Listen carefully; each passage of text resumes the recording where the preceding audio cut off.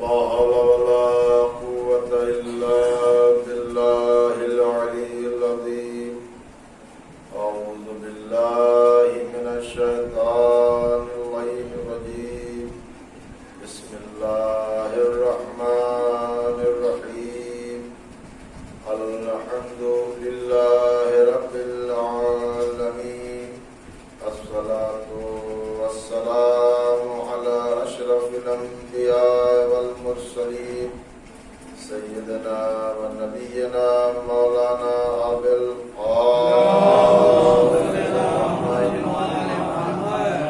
الصلاة والسلام على أهل بيته الطيبين الطاهرين المعصومين المظلومين المنتخبين المنتجبين.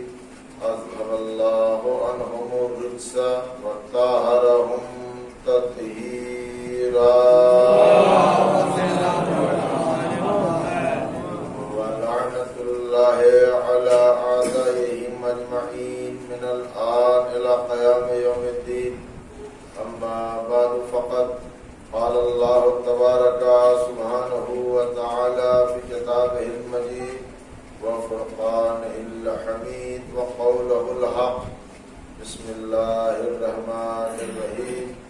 والضحى والليل إذا سجى ما ودعك ربك وما قلى وللآخرة خير لك من الأولى ولسوف يؤتيك ربك فترضى. صلوات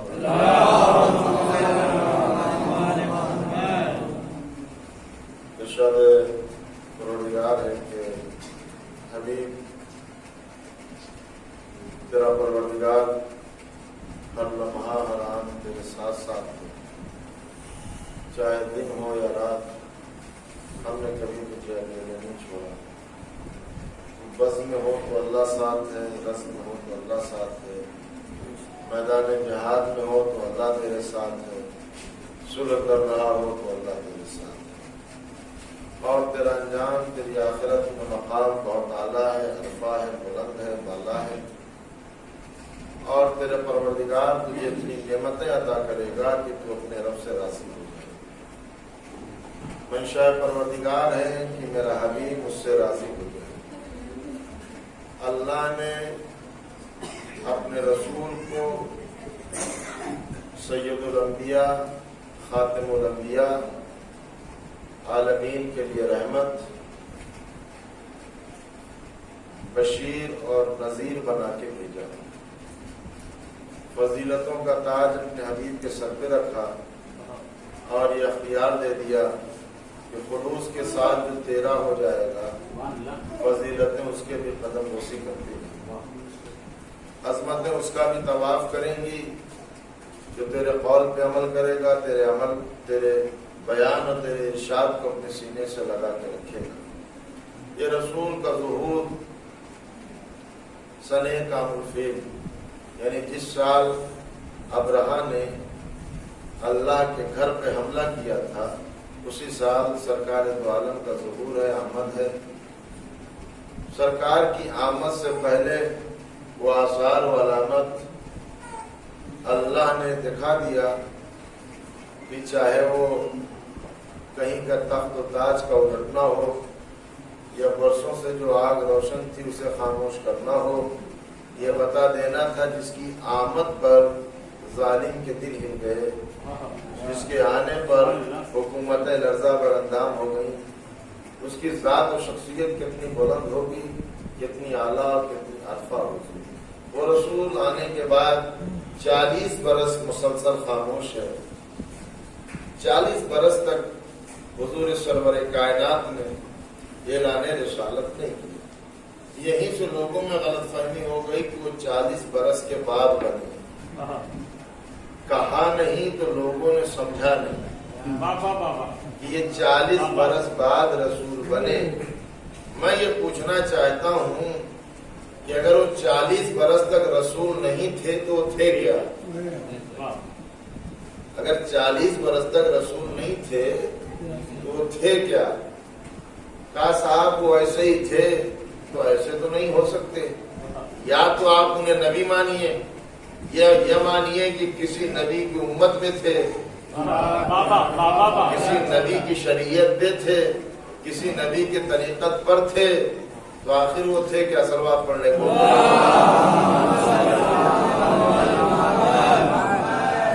تو تھے کیا؟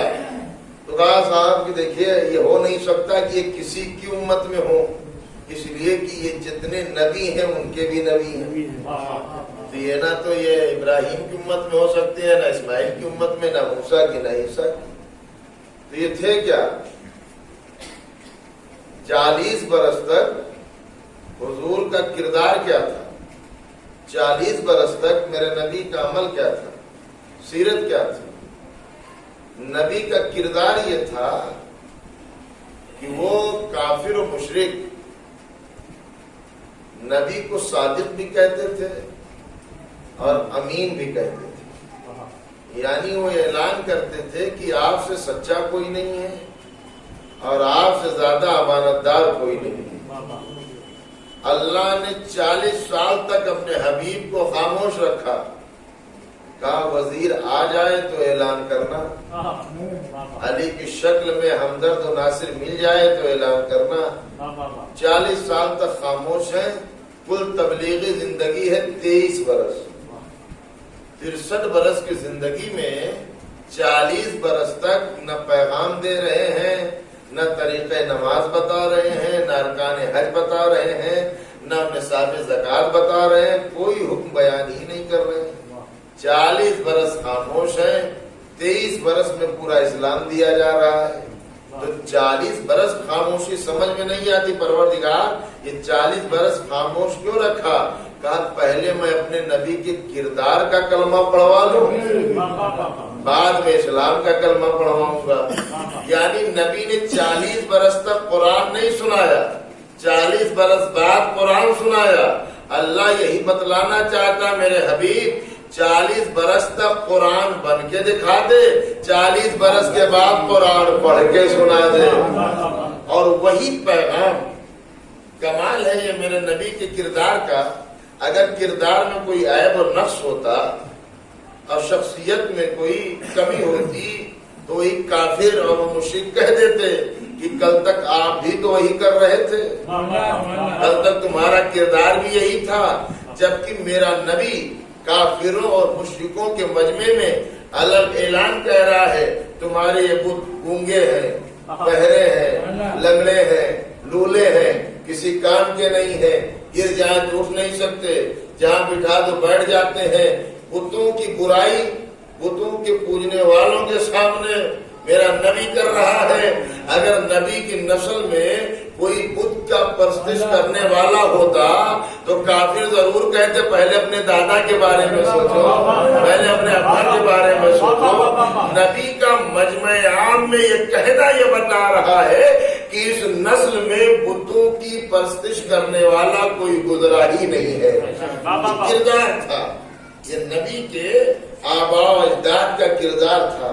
اگر آپ جناب آدم سے لے کے ابراہیم تک آئیں اور ابراہیم سے لے کے جناب عبداللہ تک آئیں تو سب اور سب مومن ہیں، سب اور سب اللہ کے دین کی حفاظت کرنے والے ہیں، سب کے سب اللہ کی ذات پر یقین کامل رکھنے والے ہیں۔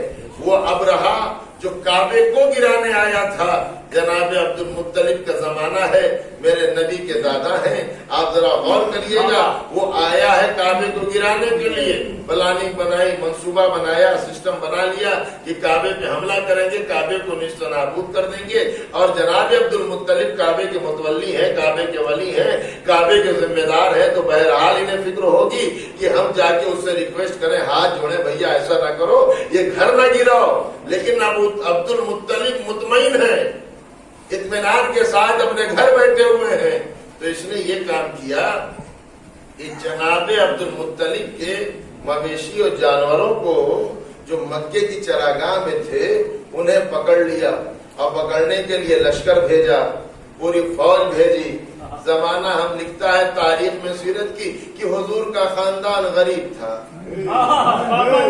نبی غریب تھے، مفلس تھے، بےکس تھے۔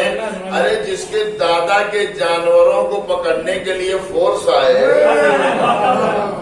وہ غریب ہوگا، وہ بےکس و مجبور ہوگا، تو یہ گرفتار کر کے لے کے چلے گئے، حساب اس بہانے صحیح آ جائیں گے۔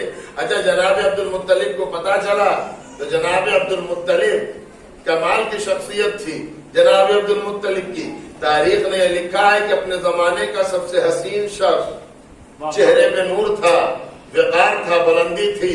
جب ابرہہ کے سامنے گئے تو ابرہہ خود یہ کہتا ہے کہ میں استقبال کرنا نہیں چاہتا تھا، لیکن عبد المطلب کے نور کی ہیبت ایسی تھی کہ میں اپنی جگہ پہ بیٹھا نہ رہ سکا۔ استقبال کے لیے کھڑا ہوا، پہلو میں بٹھایا، اور ایک مرتبہ ابرہہ تو یہ سوچ رہا ہے کہ کعبے کے لیے سفارش کریں گے، کعبے کے لیے سفارش کریں گے، لیکن عبد المطلب نے کہا کہ ایسا ہے کہ تیرے سپاہی ہمارے جانور لے کے آ گئے ہیں، ان کو واپس کر دے۔ کہا بس اور کوئی بات؟ کہا کوئی بات نہیں۔ کہنے لگا ابرہہ کہ عبد المطلب جو تمہاری شخصیت ہمارے ذہن میں تھی آج منہدم ہو گئی۔ اتنا بڑا عرب کا سردار اور اتنی عظیم شخصیت اپنے چند جانور مانگنے کے لیے آیا ہے، اور میں آیا ہوں کعبے کو گرانے کے لیے، اس کے بارے میں تو آپ کچھ کہہ ہی نہیں رہے ہیں۔ جناب عبد المطلب نے اس کی آنکھوں میں آ کے ڈال کے کہا سن، جانوروں کا مالک میں تھا، لہذا مجھے بچانے کی اس کی فکر ہے، وہ گھر کا جو مالک ہے وہ اپنے گھر کو بچا لے گا۔ یعنی جناب عبد المطلب کو یقین دے دیا کہ اس گھر کا جو مالک ہے اس گھر کو بچا لے گا، اور گھر واپس آئے اور اپنے بیٹوں سے کہا جاؤ فلاں پہاڑی پہ چڑھ کے دیکھو کہ دریا کے کنارے سے سمندر کی طرف سے آسمان میں دیکھنا کچھ آ رہا ہوگا۔ آپ ذرا غور کریے، میرے نبی کا دادا جو نہ نبی ہے نہ رسول ہے، لیکن اللہ کی ذات پر اتنا یقین ہے کہ اللہ بچا لے گا یہ بھی جانتے ہیں، عذاب کیا آئے گا یہ بھی معلوم ہے۔ تو جناب عبد المطلب، میں اب یہ کر رہا تھا کہ جناب عبد المطلب ہو یا جناب عبداللہ، جن جن اصلاب طاہرہ میں میرے نبی کا نور رہا ہے یا ان صلبوں سے میرے نبی کا نور گزرا ہے، میرے چھٹے امام نے فرمایا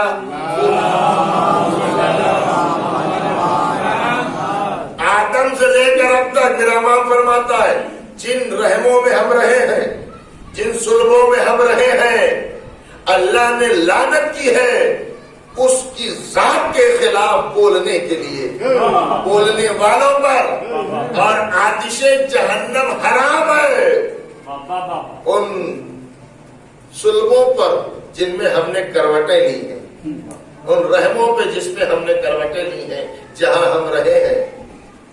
آگ جلا نہیں سکتی، خاک فنا نہیں کر سکتی۔ جناب عبداللہ میرے نبی کے والد بزرگوار ہیں، مسجد نبوی کی توسیع ہو رہی ہے، یہ زیادہ نہیں 300 برس پرانا ہے، 250 برس پرانا واقعہ ہے۔ مسجد نبوی کو بڑھانا ہے، قبر درمیان میں ہے۔ حکومت نے مفتیوں سے پوچھا قبر کو کیا کیا جائے، کہا قبر کو اکھاڑ دو، قبر کو نکال دو، ہٹا دو۔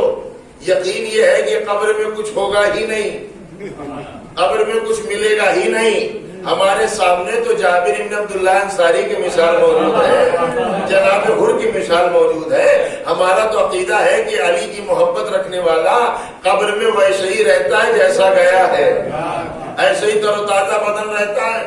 ایک مرتبہ انہیں یقین تھا 1400 برس ہو گئے، 1300 برس ہو گئے، اب کہا عبداللہ کی قبر میں کچھ ملے گا، لاش ختم ہو گئی ہوگی، گل گئی ہوگی، فنا ہو گئی ہوگی، اور بڑے فخر کے ساتھ قبر کو کھودا گیا۔ اب قبر کو جب کھودا گیا تو دیکھا گیا کہ کفن تک بھی میلا نہیں تھا میرے نبی کے والد کا، جناب عبداللہ کا کفن بھی میلا نہیں تھا، اسی طریقے سے جسم تر و تازہ تھا، اسی طریقے سے کفن چمک رہا تھا۔ تو فیصلہ ہو گیا۔ دنیا میں ہم کہتے ہیں کہ بھیا نہ زیادہ کتابوں کی بحث کرو، نہ زیادہ آپس میں بحث کرنے کی ضرورت نہیں ہے. تم نے ایک کی قبر کو کھود کر دیکھ لیا، قبر سلامت مل گئی. اگر آپ جاگ رہے ہیں تو جملہ سن لیجیے گا، ساری کتابیں الگ رکھ دو، قبروں سے فیصلہ کر لو، قبروں سے فیصلہ کر لو. جتنی قبریں ہیں خاص ساری قبروں کو کھول کے دیکھو، جن قبروں میں جسم سلامت ملے اس پہ درود بھیجو، جہاں نہ ملے لعنت بھیج کے سلوات پڑھ لے.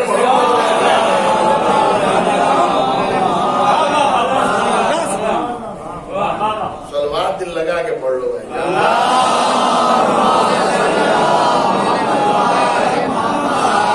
تو قبریں انہیں کی سلامت رہتی ہیں، جسم انہیں کے موجود رہتے ہیں جہاں پہ ولایت علی ہو، ان کی محبت ہو. جب ان کی محبت میں رہنے والے کا جسم تر و تازہ رہتا ہے تو خود ان کے بارے میں کہنے کی ضرورت کیا ہے؟ خود ان کے بارے میں کہنے کی ضرورت کیا ہے؟ جو ان کی محبت لے کے چلا جائے، جب وہ نہیں فنا ہوتا تو انہیں فنا کہاں سے آئے گی؟ یہ ختم کیسے ہوں گے؟ تو میرا عزیزوں میں یہ عرض کر رہا تھا کہ جہاں سے میرے نبی کا نور چلا، جہاں سے آیا، جن جگہوں سے آیا، وہ سب پاکیزہ ہیں، طیب و طاہر ہیں. اس میں نہ کوئی کافر ہے، نہ مشرک ہے، نجاست کا گزر نہیں ہے. آدم سے لے کے عبداللہ تک اللہ نے یہ اہتمام رکھا کہ اپنے نبی کا نور ایک لمحے کے لیے نہ نجس رحم میں گیا نہ نجس سلم میں گیا. یعنی ہزاروں برس کا یہ سفر نورانی جو میرے نبی نے کیا، ایک لمحے کے لیے بھی نہ نجس رحم میں گیا نہ نجس سلم میں گیا. تو جو اللہ ہزاروں برس تک اپنے حبیب کی نور کی حفاظت کرتا رہا، وہ نور جب مجسم ہوگا، جب وہ نور بیکر میں آئے گا تو کیا کسی کافر کی آغوش میں دے دے گا؟ یہ تو عقل کی بات ہے، یہ تو سامنے کی بات ہے، سوچنے کی بات ہے کہ جو اللہ اتنا اہتمام کر رہا ہے، وہ اللہ ایسے عظیم نور کو ایسے کے حوالے تو نہیں کر سکتا نا. تو آپ کو تسلیم کرنا پڑے گا. وہ شخصیت جس کے حوالے کیا گیا وہ بہت بلند شخصیت ہے، بہت اعلیٰ شخصیت ہے، اس کا کردار بہت بلند ہے.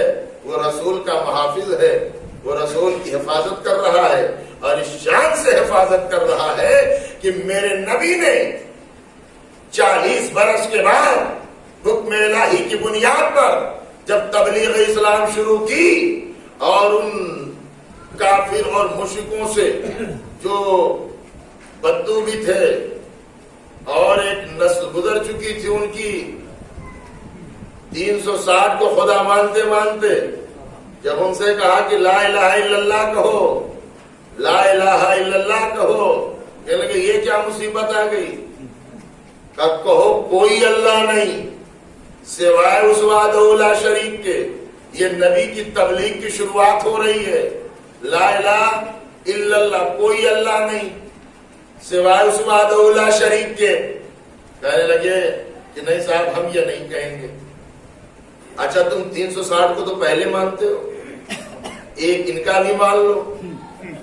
بھائی ایک ہی تو کہہ رہے ہیں کہ ایک ان کا بھی مان لو تو 360 61 ہو جائیں گے، کیا پریشانی ہے؟ کہا صاحب اگر یہ کہتے کہ ایک ہمارا بھی مان لو تو ہم سوچتے سمجھتے، لیکن یہ کہہ رہے ہیں کہ پہلے 360 کا انکار کرو، پہلے 360 کا انکار کرو تب ایک کو مانو.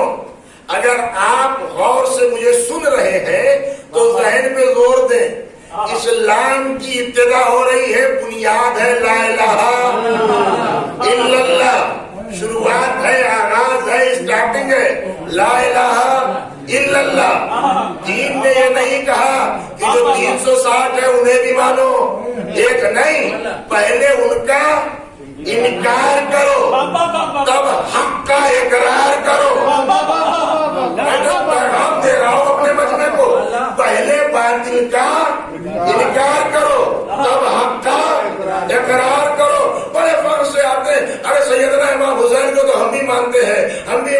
بیت کو مان، اہل بیت کو ہم بھی مانتے، ہم بھی ماننے سے کام نہیں چلے گا، پہلے دشمنوں پہ لعنت کرو۔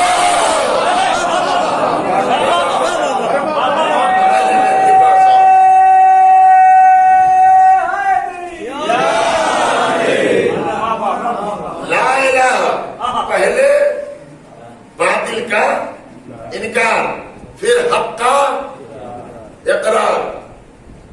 اچھا ذرا غور کریے گا، اللہ نے قرآن مجید میں قسم کھائی والتین والزیتون وطور سنین وہذا البلد الامین لقد خلقنا الانسان فی احسن تقویم ثم رددناہ اسفل سافلین۔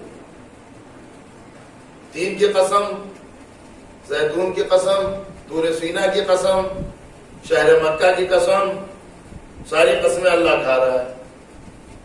زمانے کی قسم اللہ نے سورہ والعصر میں کھائی، والعصر ان الانسان لفی، زمانے کی قسم انسان گھاٹے میں، الا الذین آمنوا وعملوا الصالحات، بچے وہ ہیں جنہوں نے ایمان لایا اور نیک عمل انجام دیا۔ الا الذین، اللہ سے پہلے خسارہ ہے اور اللہ کے بعد ایمان ہے، عمل ہے، نجات ہے۔ لا الہ، اللہ سے پہلے لا الہ، باطل معبود، الا اللہ، حق معبود، لا فتح، الا علی، لا سیف الا ذوالفقار، کوئی جوان نہیں سوائے علی کے، کوئی تلوار نہیں سوائے ذوالفقار کے۔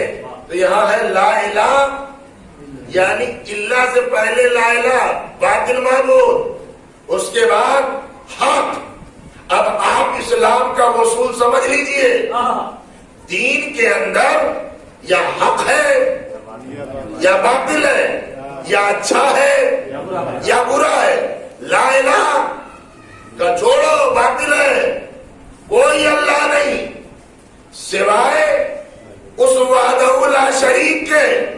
میں پوچھنا یہ چاہتا ہوں، لا الہ تولہ ہے یا تبرہ؟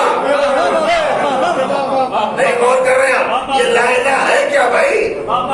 کوئی خدا نہیں ہے تو کیا اس میں دل شکنی نہیں ہوتی؟ دل نہیں توڑا جاتا؟ ارے بھائی وہ مان رہے ہیں، اپنے کو مان، کیوں کہتے ہو لا الہ؟ صرف اللہ اللہ کرو۔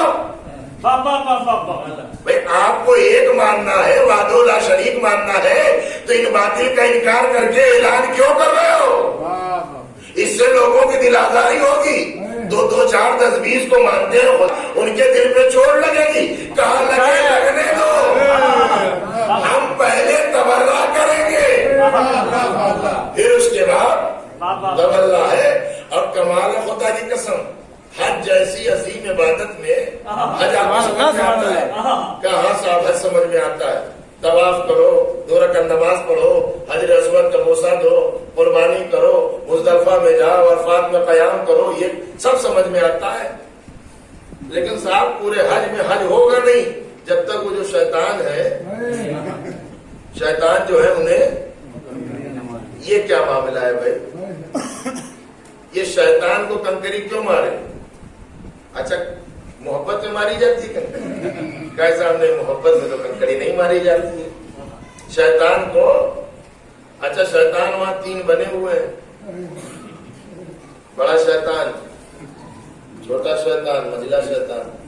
اچھا شیطان تو ہے، اس کو شیطان بیٹھا ہے، کسی حاجی سے پوچھئے شیطان کو دیکھ کے آپ نے مارا؟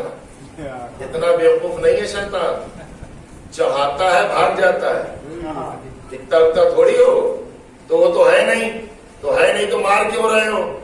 اب کمال یہ ہے حج ہوگا نہیں، ہاں یہ بات یاد رہے ذہن میں، حج ہوگا نہیں جب تک شیطان کو، ہاں چاہے آپ 10 رکعت نماز اور فالتو پڑھ کے آئیے گا، شیطان پہ کنکڑی مارنا ارکان حج میں ہے، رکن حج میں شامل ہے۔ کنکڑی مارو تو کنکڑی مارے کسے بھائی؟ وہ تو ہے نہیں، وہ تو وہاں کھڑا ہوا نہیں ہے مار کھانے کے لیے۔ تو مارے کیوں کہ اصل میں سمبل بنا دیا گیا، علامت بنا دی گئی، نشانی بنا دی گئی. تو نشانی کو شیطان سمجھ کے مارتے ہو، نشانی کو شیطان سمجھ کے مارتے ہو. کہاں مارتے ہیں؟ اور یہ طریقہ رائج ہے، یہ رسول نے فرمایا ہے. تو اس کا مطلب یہ ہے کہ شیطان کو، ملعون کو نشانی بنا کے اگر مارا جائے تو اللہ کی بارگاہ میں قبول ہوگا، چاہے حج کے موقع پہ مارا جائے یا کسی اور دن. شیطان جو ہے وہ کیا ہے؟ یہ ہے کیا معاملہ؟ اسے کیوں مارا جا رہا ہے؟ یہ تولا ہے یا تبرہ ہے؟ تبرہ ہے، دین کا جز ہے.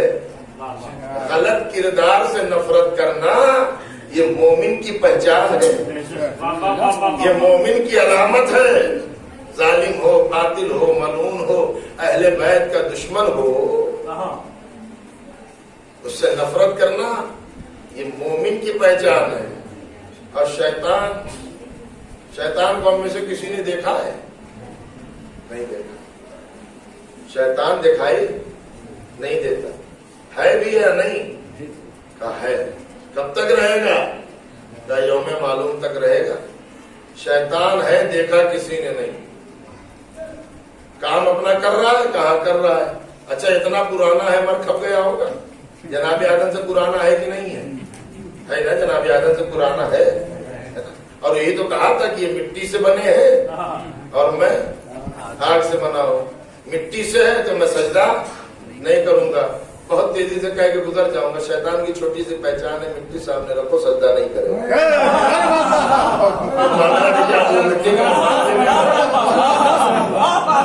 اب جب بھی سمجھیے گا تو معاملہ یہ ہے کہ مٹی سے بنے اور میں آگ سے بنا، جبکہ یہ صرف مٹی سے نہیں بنے تھے. جناب آدم میں آگ بھی ہے، پانی بھی ہے، ہوا بھی ہے. عناصر اربع، چار عنصر تھے: آگ، پانی، مٹی، ہوا. لیکن کہہ رہا ہے کہ مٹی سے بنے ہیں. آگ پہ کچھ نہیں بولا، پانی پہ کچھ نہیں بولا، ہوا پہ کچھ نہیں بولا. لگتا ہے کہ تین چیزوں کا یہ پرانا ساتھی یہ آپ کہیں کھو گئے ہیں. تو آج ہم نے یہی طے کیا کہ بہت دھیرے دھیرے پڑھیں. آپ دیکھ کتنی تیز سمجھتے ہیں. آپ کے لیے کچھ نہیں، نہ پانی نہ ہوا. جبکہ ان چار چیزوں میں اگر آپ غور کریے گا، آگ کا کام ہے جلانا، پانی کا کام ہے بہا دینا، ہوا کا کام ہے اڑا دینا.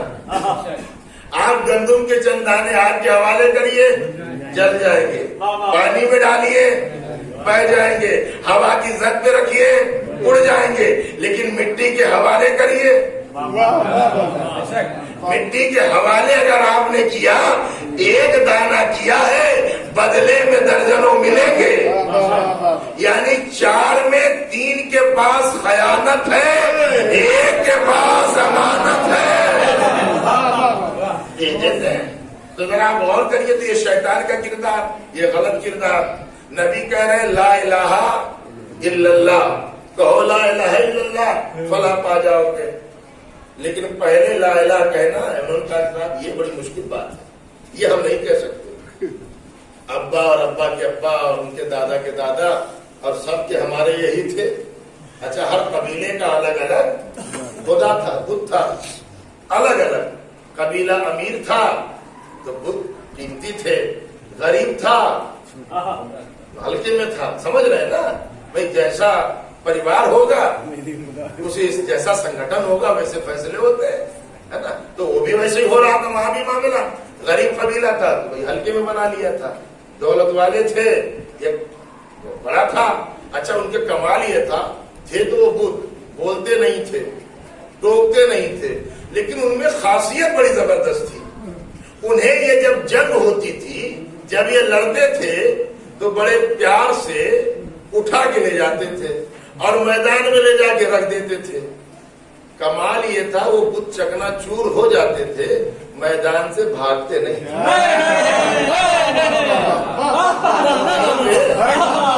چکنا چور ہو گئے، ٹکڑے ہو گئے، لیکن کمال نہیں ان کا کہ وہ پلٹ جائے، پلٹتے نہیں تھے.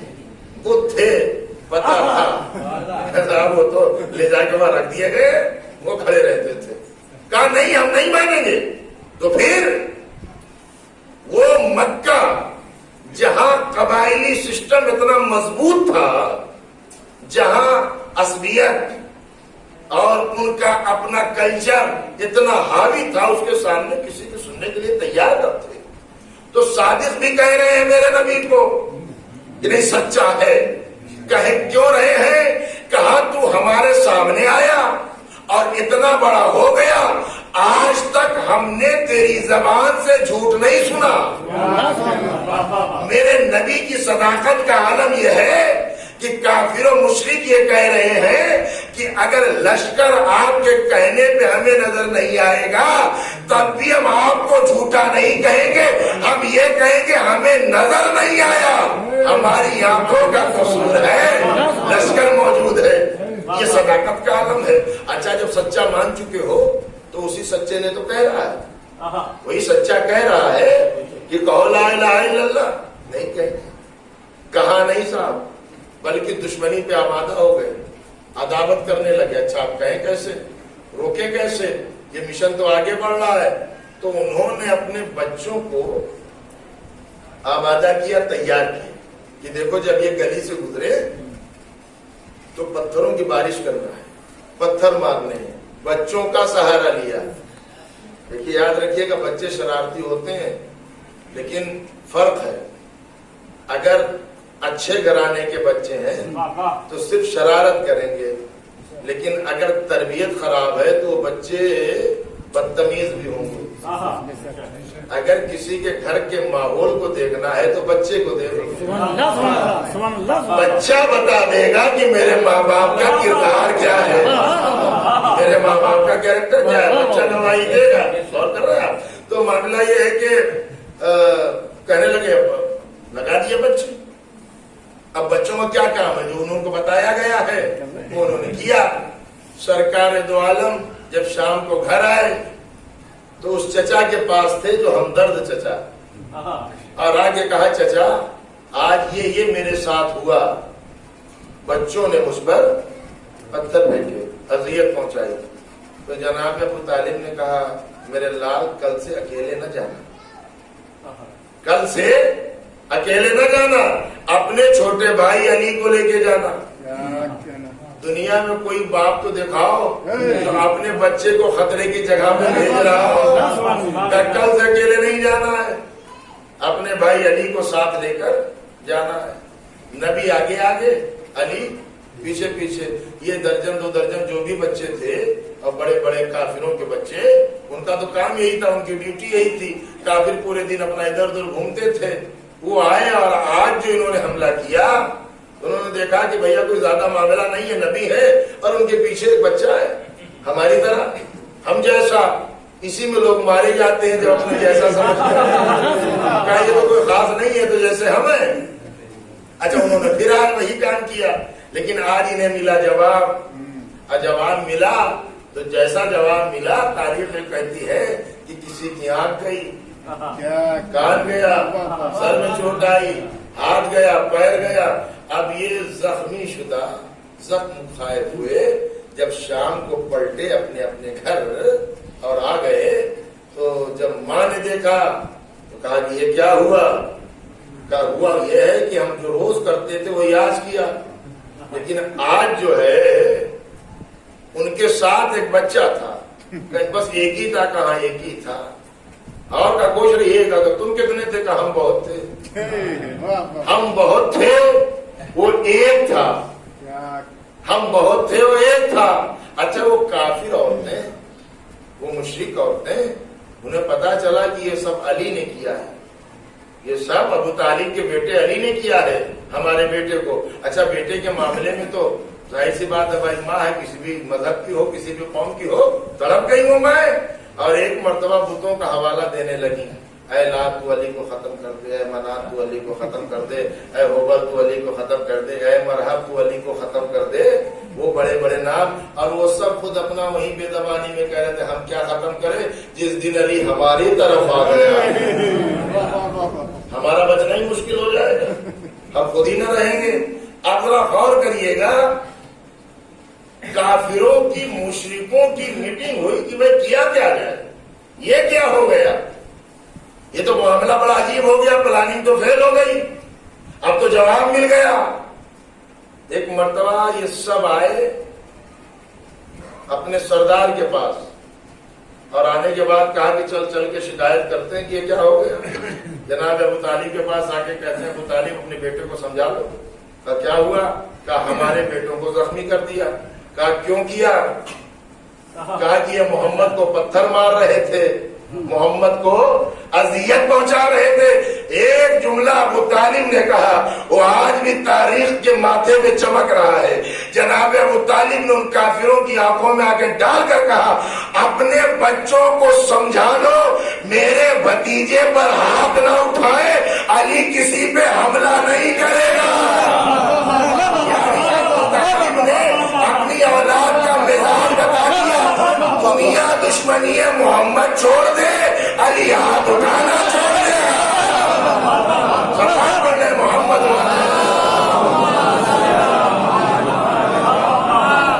یہ فکر ایسے بنتی ہے، مزاج ایسے بنتا ہے کہ دنیا محمد کی دشمنی چھوڑ دے، علی حملہ کرنا چھوڑ دیں گے۔ اچھا مجھے ایمانداری سے بات بتائیے، گردن ہلا کے بتائیے گا، یہ جو بچپنے میں لولے لنگڑے اور اندھے اور کانے اور بہرے ہو گئے، یہ بچے ہی رہیں گے ہمیشہ؟ یہ ہمیشہ بچے تو نہیں رہیں گے نا، یہ جوان بھی ہوں گے، ان کی شادی بیاہ بھی ہوگی، اور جب ان کے بچے ہوں گے تو پوچھیں گے ابا آنکھ کیسے خراب ہے؟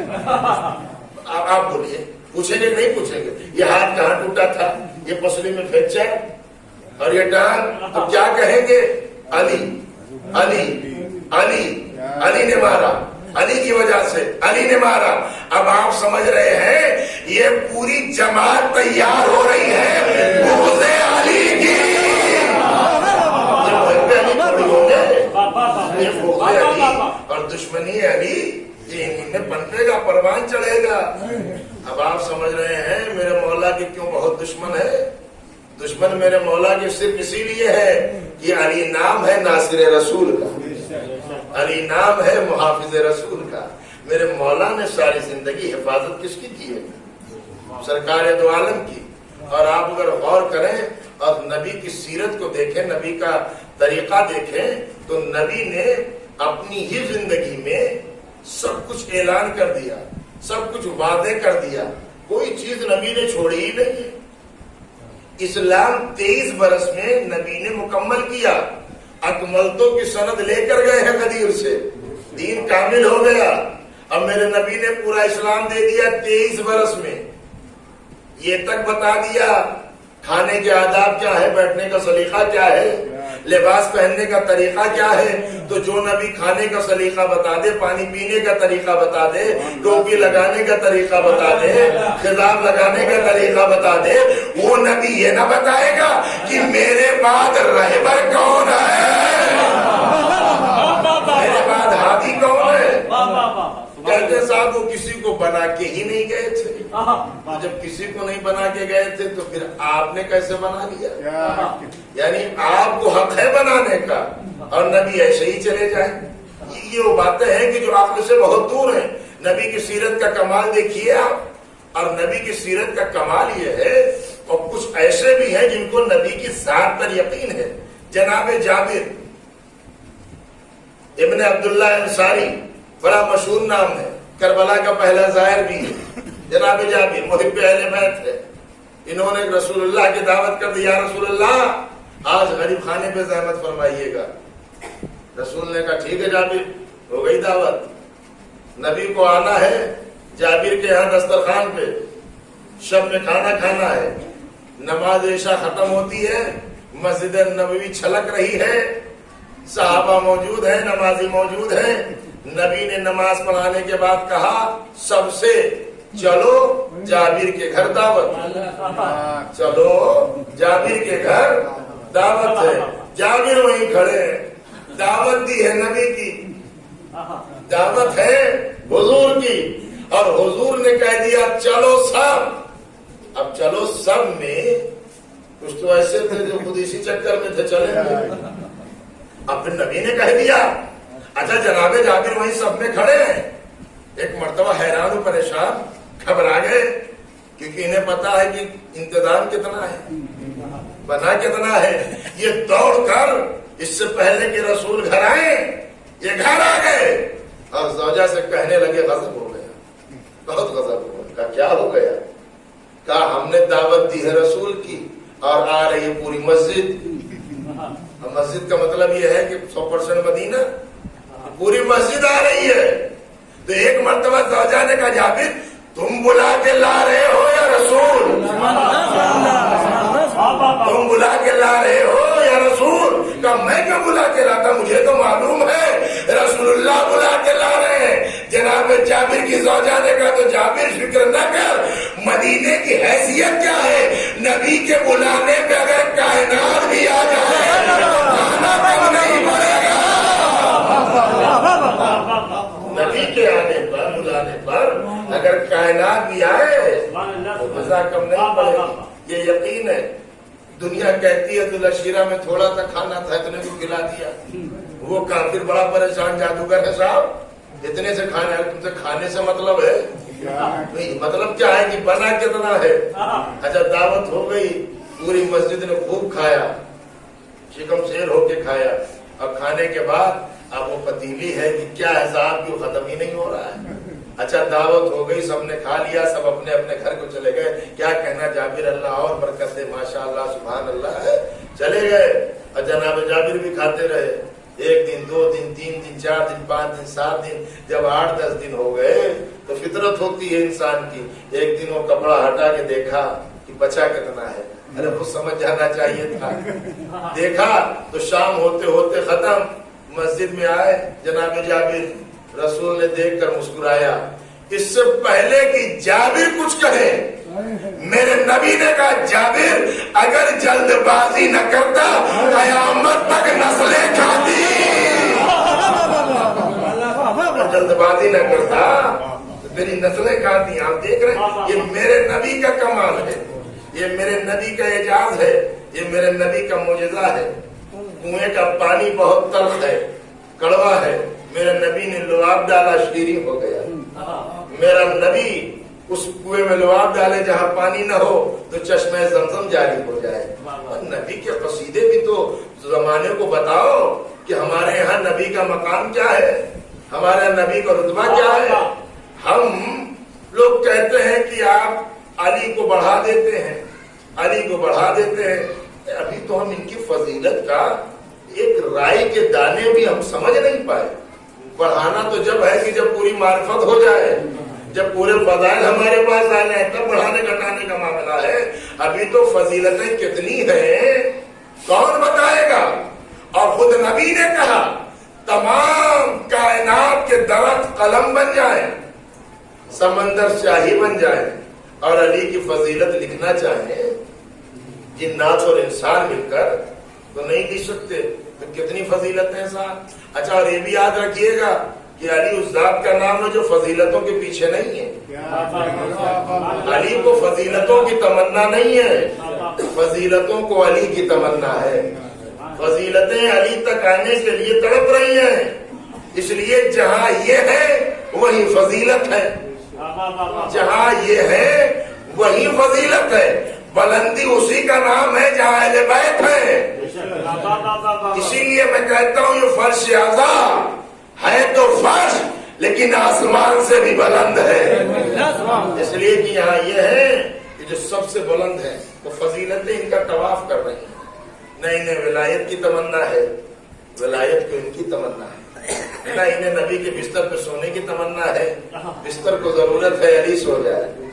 علی کو کعبے کی تمنا نہیں ہے, کعبے کو علی کی تمنا ہے. تو یہ فضیلتوں کے پیچھے نہیں ہے, فضیلتیں ان کی عظمت کا, ان کی ذات کا طواف کر رہی ہیں. یہ جہاں پہنچ جائیں وہاں فضیلت ہی فضیلت ہے. میرے عزیزو ذرا آپ غور کریے گا تو نبی کی سیرت, حضور کے کردار کا کمال کیا ہے. دشمن نے بھی نبی کو سچا تسلیم کیا, صادق تسلیم کیا, امانت دار تسلیم کیا. اور ایک جملہ میں کہہ رہا ہوں ذرا آپ غور کریے گا, وہ جو شب ہجرت میرے نبی کا گھر گھیرے ہوئے تھے کافر, 40 کافر آپ سنتے ہیں نا، وہ 40 قبیلے تھے اور ہر قبیلے کا ایک ایک ممبر تھا تاکہ کیس ڈیوائیڈ ہو جائے اور کیس کمزور پڑ جائے. جب بہت لوگ شریک ہوں گے تو ایک ایک قبیلے کا سب تھا. جن لوگوں نے میرے نبی کا گھر گھیرا تھا نا، انہی کی امانتیں میرے نبی کے پاس تھیں. کافروں مشرکوں کی امانتیں میرے نبی کے پاس ہے.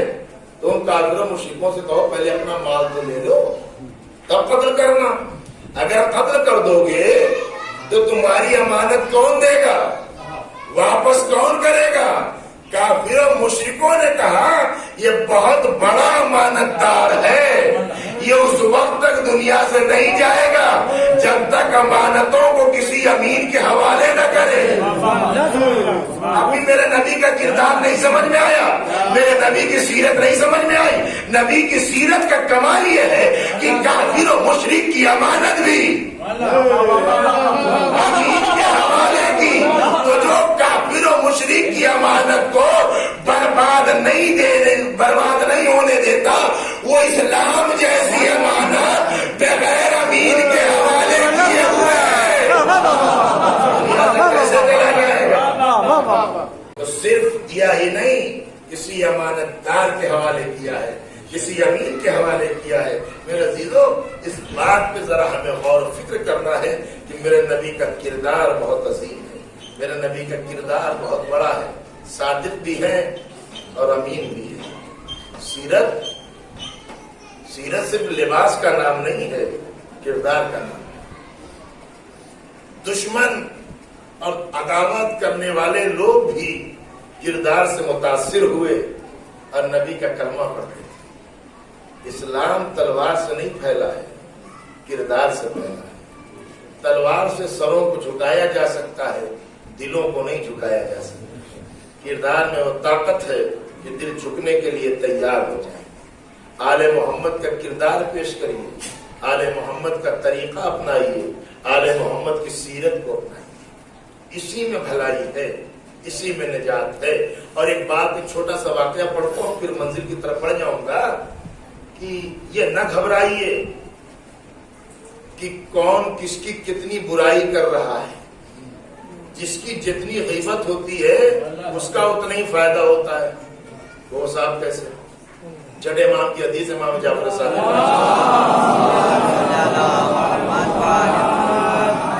چھٹے امام کی حدیث سے کہتے ہیں کہ جب نامہ اعمال تولے جائیں گے، نامہ اعمال جب تولے جائیں گے تو کچھ نیکیاں ایسی ہیں جو آگے رکھی جائیں گی. یہ کہے گا یہ والا کام تو میں نے کیا ہی نہیں.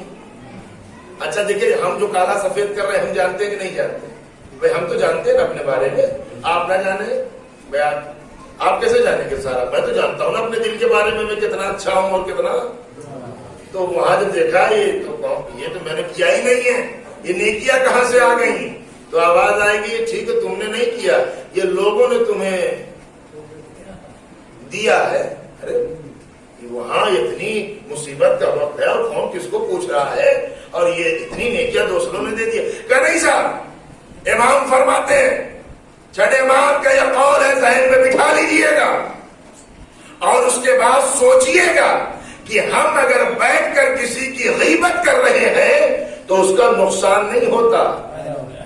جس کی جتنی غیبت ہوتی ہے، امام فرماتے ہیں، کہتے ہیں کہ جو شخص غیبت کرتا ہے اور جس کی غیبت کر رہا ہے تو اس کے نیک اعمال میں سے غیبت کے برابر نیکیاں کٹتی ہیں، اور جس کی غیبت ہو رہی ہوتی ہے اس کے نامہ اعمال میں ٹرانسفر ہو جاتی ہے.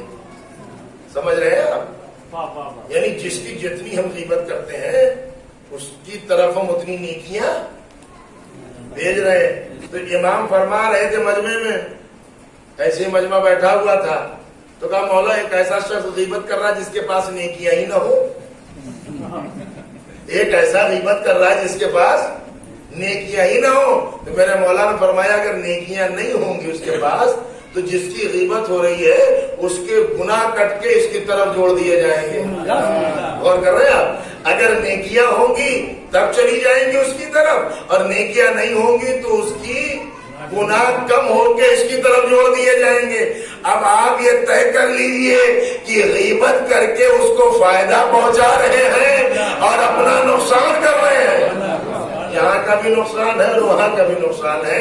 लिहाजा ये वो जुर्म है गीबत, जिसके लिए कुरान कहता है मुर्दा भाई का कौन गवारा करे। ये ऐसा है, अगर कोई किसी से कह दे साहब तो आदमी लड़ने मरने में तैयार हो जाएगा, आपने कैसे कह दिया, और ये कुरान कह रहा है कुरान। और गीबतें हमारे यहाँ फैशन बन गई है, गीबतें हमारे यहाँ आदत बन गई है। छोड़ दीजिए, इसमें न दुनिया में भलाई है न आखिरत में भलाई है। भलाई इसमें नहीं है, यहाँ भी नुकसान है वहां भी नुकसान है। बस याद रखिएगा मेरे अजीजों, किरदार उस कुव्वत और ताकत का नाम है जिससे इस्लाम आगे बढ़ता है, पैगाम आगे बढ़ता है, दीन आगे बढ़ता है। नबी ने अपना किरदार पेश किया, अहले बैत ने अपना किरदार पेश किया। वो हुसैन इब्न अली वारिस कुरान है। दुनिया हिफ्ज करके बहुत गर्रा और गुरूर में आ जाती है कि हम हाफिज हैं। बहुत मशहूर हाफिज थे, बड़ा नाम था, वाक़ई थे वो बड़े काम के। सूर्य को सीधी भी सुना देते थे और उल्टी भी सुना देते, हिफ्ज का कमाल था। आयतें हिफ्ज थी, लफ्ज बताइए वहीं से शुरू हो गए, कोई कलमा पढ़िए वहीं से शुरू हो गए। हिफ्ज का कमाल, बहुत बुलंद हाफिज, मेमोरी बहुत सख्त मजबूत। लेकिन जमाना गुजरता रहा, हाफजा कमजोर होता रहा, बिस्तर पे आ गए, वक्त करीब आया, कहा अब भी पढ़ते हैं लेकिन वो वाली बात नहीं, अटक जाते हैं, लुकमा देना पड़ता है, सहारा देना पड़ता है। मैंने कहा ये तो वही है, ये जो बिल्कुल सीधा उल्टा सब पढ़ते, कहा वही है, लेकिन साहब अब उम्र भी देख लीजिए, अब बिस्तर पे है, बीमार है, तकलीफ में है, मुसीबत में है। अब वो जहन में कुव्वत और ताकत नहीं रही, थे वही नहीं रहे, दिमाग वही, लेकिन ताकत दिमाग में वो न रही।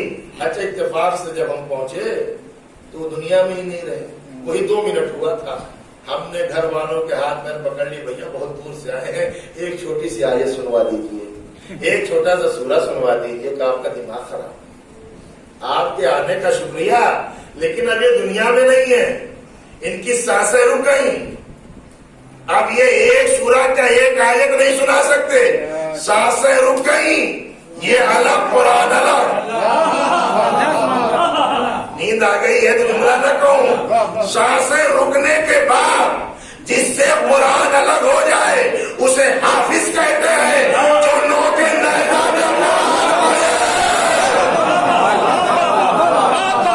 उसे वारिस कहते हैं, हाफिज नहीं है, ये वारिस है। नो के नेजा पे कुरान पढ़ रहे हैं, नो के नेजा पे कुरान पढ़ना दुनिया के किसी हाफिज की बस की बात नहीं है।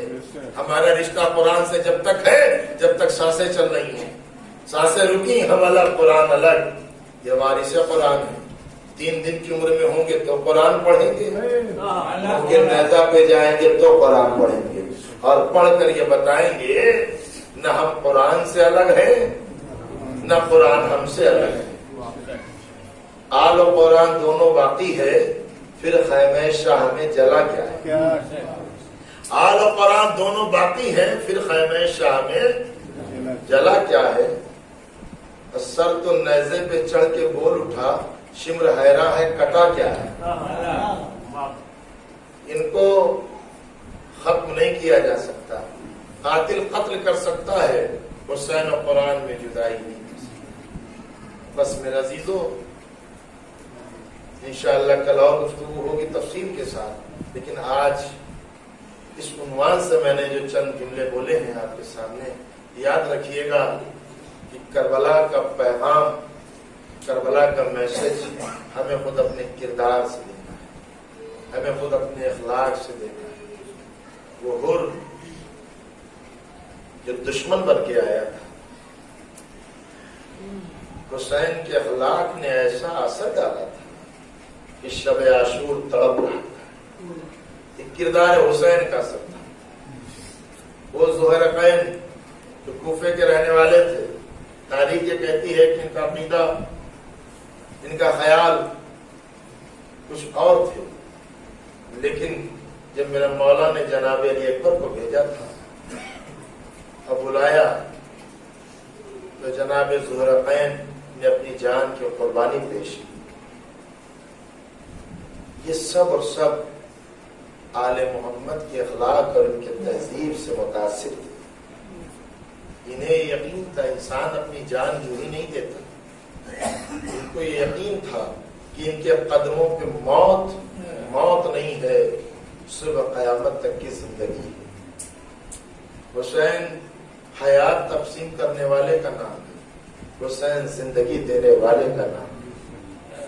وہ نام تاریخ میں دب گئے، کوئی ذکر نہیں کر سکتا، فنا ہو گئے، زمانے نے مٹا دیا، بڑے بڑے لوگ آئے چلے گئے، لیکن وہ کردار جو آل محمد سے وابستہ ہو گیا اور اس نے آل محمد کے کردار کو آگے بڑھایا تو زمانہ ختم ہو گیا، کردار آج بھی زندہ ہے، وہ اخلاق آج بھی زندہ ہے، وہ معیار آج بھی زندہ ہے۔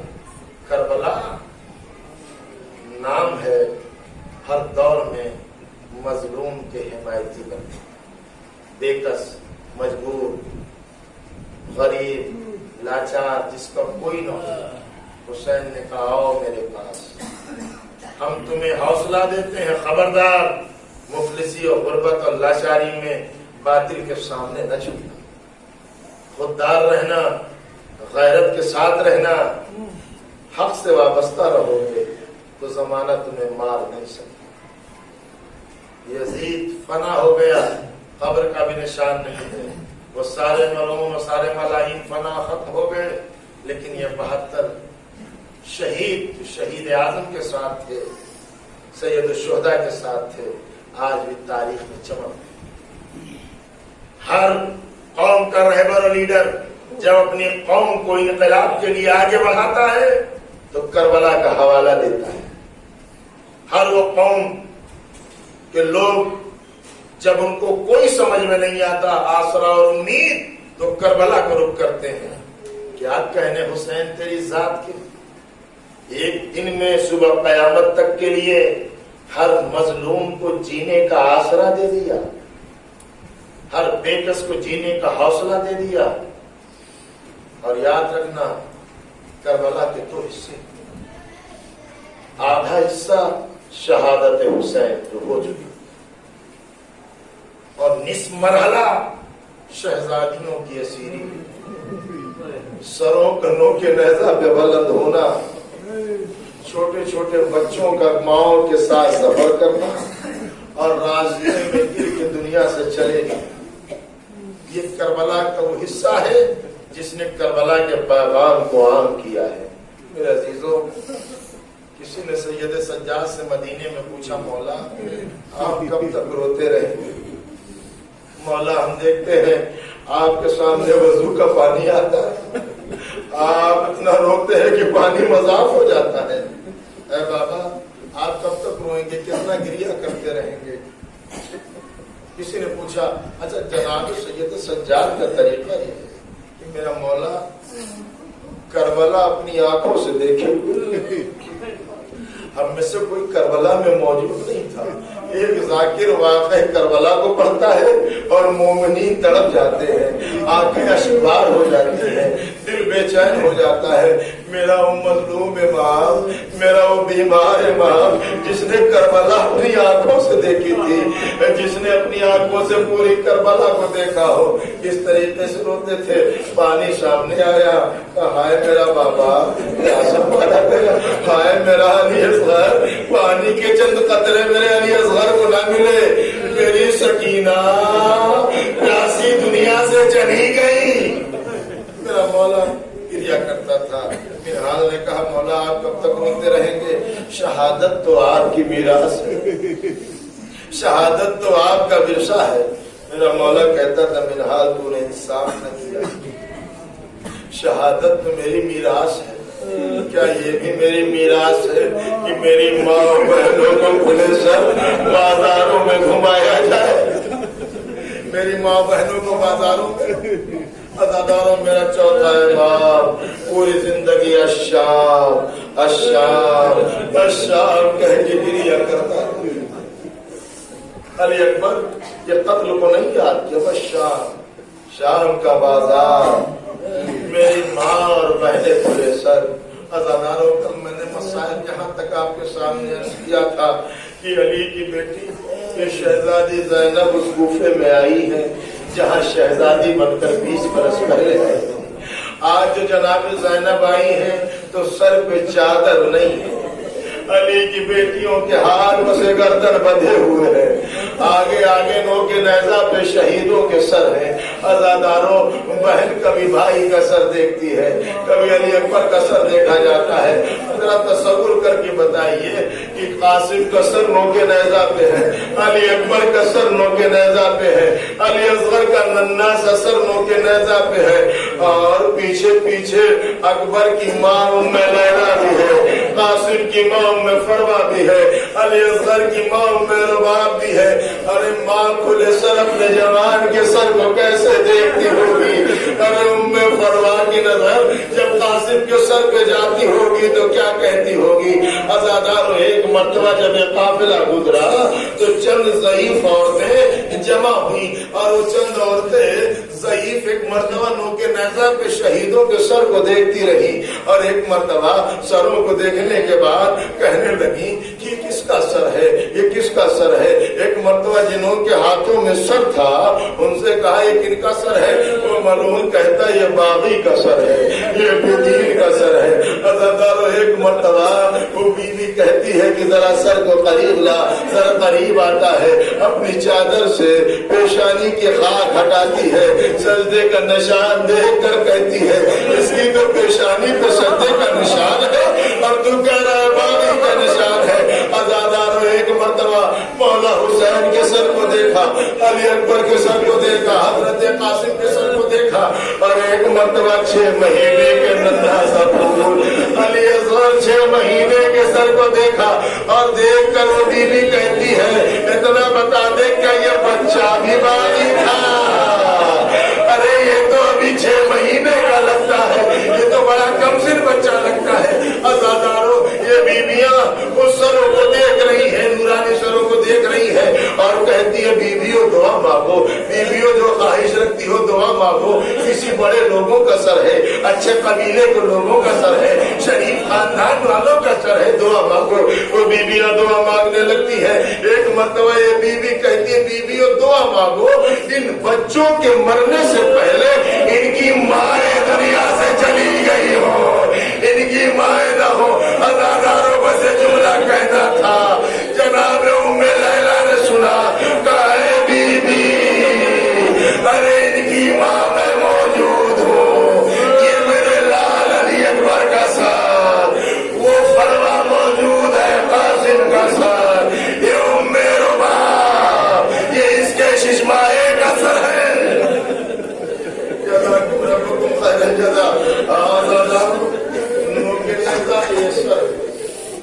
किसी ने सवाल किया था मेरे इमाम से, मौला सारे सर मोगे नेज़ा की बुलंदी पे ठहरते थे, एक सर है जो नेज़े की बुलंदी पे रुकता नहीं था, एक सर है जो नेज़े की बुलंदी पे लेके जाया तो जाता था लेकिन ठहरता नहीं था। मौला वो सर है आपके चचा अब्बास का, आपके चचा अब्बास का सर मोगे नेज़ा पे क्यों नहीं ठहरता था? मेरा मौला रो के कहता है तूने अजब सवाल कर लिया। अरे मेरा चचा इतना गैरतदार कि जो पर्दों का मुहाफिज था, जब मोगे नेज़ा पे जाता था शहजादियां पूरे सर नजर आती थी। मेरा चचा मोगे नेज़ा की बुलंदी पे नहीं बल्कि मेरे गाजी मेरे चचा के सर को घोड़े की गर्दन में बांधा गया था। अज़ादारों इस तरीके से यह काफिला चल रहा है, इस शान से यह काफिला चल रहा है। मोगे नेज़ा पे शहीदों का सर है, उसके बाद सैयद सज्जाद है, हाथों में हथकड़ियां है, पैरों में बेड़ियां है, गले में तौ के खारदार है, कमर में लंगर है। एक बच्चा निकल के आता है कूफे के एक महल्ले में और आके कहता है इस काफिले का सालार कौन है, इस काफिले का सरदार कौन है? किसी ने इशारा किया देखो जो हाथों में हथकड़ियां है, جس کے گلے میں تو کے خاردار ہے وہی قافلے کا سردار ہو. بچہ دوڑ کر آتا ہے میرے چوتھے امام کے پاس آ کے کہتا ہے آپ کا قافلہ کہاں سے آ رہا ہے؟ میرے مولا نے کہا کربلا سے آ رہا ہے. ایک مرتبہ بچہ بڑے غور سے قافلے کو دیکھتا ہے. کئی مرتبہ قافلے کو دیکھنے کے بعد میرے چوتھے امام سے کہتا ہے اگر آپ کربلا سے آ رہے ہیں تو میرا بابا تو اس قافلے میں نظر نہیں آتا. میرا بابا تو قافلے میں دکھائی نہیں پڑ رہا. ایک مرتبہ میرے مولا نے پوچھا بیٹا تیرے بابا کا نام کیا تھا؟ تیرے بابا کا نام کیا تھا؟ کہنے لگا میرے بابا کا نام حبیب ابن مظاہر تھا. ازادارو حبیب کا نام سنا. ایک مرتبہ جناب زینب نے کہا سجاد حبیب کے بیٹے کو میری طرف بھیج. وہ آیا. جناب زینب نے کہا اے بیٹا تیرا بابا کربلا میں مارا گیا. جا کے اپنی ماں سے کہہ دے اگر آ سکتی ہے تو آ جا. میں حسین کی بہن اسے اس کا پرسا دوں گی. اے حبیب ہم تیرے شہر میں آئے ہیں لیکن سروں پہ چادر نہیں ہے. بے مقنع چادر اوپے کے بازار سیان الذین ظلموا وَإِنَّ الظَّالِمِينَ ماتم حسین.